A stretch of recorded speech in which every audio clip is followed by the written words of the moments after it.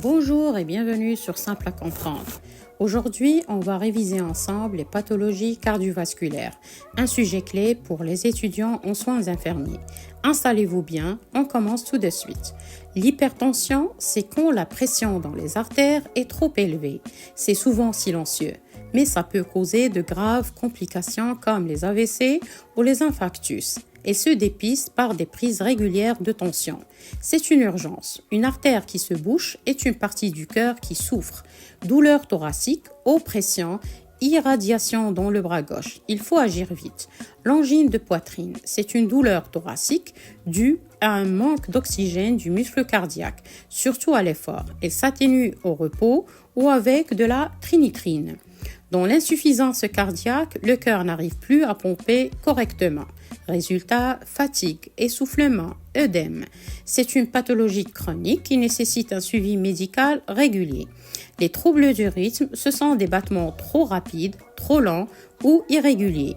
La fibrillation auriculaire est la plus fréquente. Elle augmente le risque de faire un AVC. Les AVC ou accidents vasculaires cérébraux sont causés soit par un caillou, soit par une hémorragie. Les signes: faiblesse d'un côté du corps, trouble de la parole, trouble de la vision.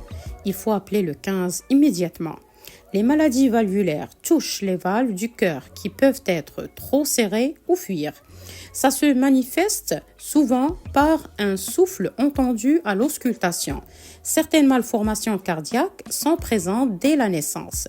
Elles sont parfois détectées tôt, parfois plus tard, selon leur gravité. L'endocardite infectieuse est une infection de la paroi interne du cœur, souvent sur valve. Symptômes: fièvre, souffle cardiaque, fatigue intense, traitement, antibiothérapie prolongée. La péricardite est une inflammation de l'enveloppe du cœur avec douleur caractéristique. La myocardiopathie sont des anomalies du muscle cardiaque pouvant altérer sa fonction. Voilà, on a fait un grand tour des principales pathologies cardiovasculaires.